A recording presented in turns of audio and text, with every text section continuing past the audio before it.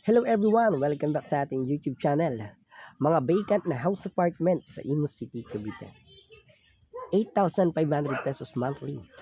Ito po yung vacant and ready for occupancy na townhouse up and down with 1 bedroom and 1 bathroom.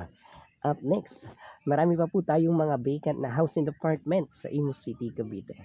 Share ko po sa inyo itong details and information. Ito naman po yung 2 bedrooms and 1 bathroom na townhouse, 12,000 pesos monthly.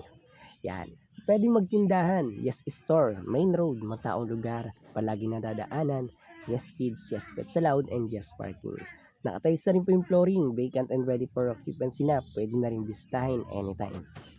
Para sa mga naghahanap ng house and apartment, marami pa po tayo dito mga vacant na house and apartment. For this video, puro Imus City, Cavite lang po muna ang share ko. Meron din po tayong mga house apartment sa Bacoor City na i-post na po natin yung mga video. And anyway, ito naman yung kasunod. Ito yung house apartment na 9,000 pesos monthly, 2 bedrooms and 1 bathroom sa Imus City, Cavite.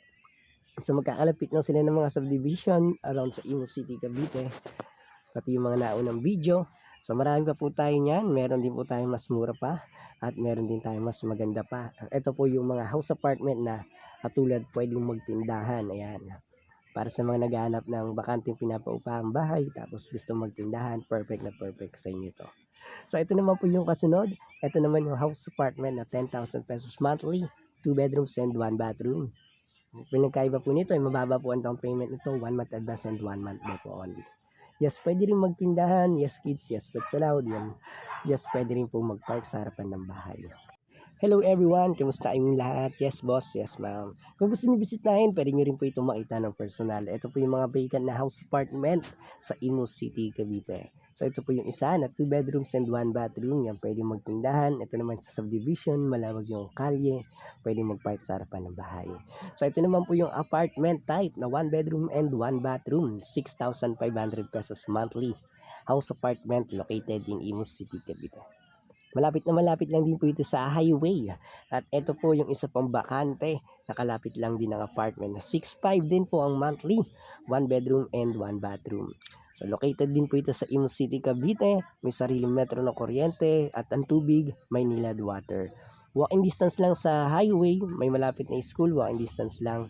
Maganda yung bahay at maganda rin ang location, flood-free location, hindi bahain sa lugar. Yes ma'am, yes sir. At sana nag-enjoy kayo sa panonood at sana natulungan kayo ng na-share ko sa inyo mga details and information about sa mga house and apartment. So marami pa po tayo niyan. Marami pa po ako sa inyo i-share na mga details and information. Marami pa po akong ipopost na house apartment. At last, ito naman yung house apartment na 8,500 pesos monthly, loft bed style, located in Imus City, Cavite. Yun lang po. Salamat!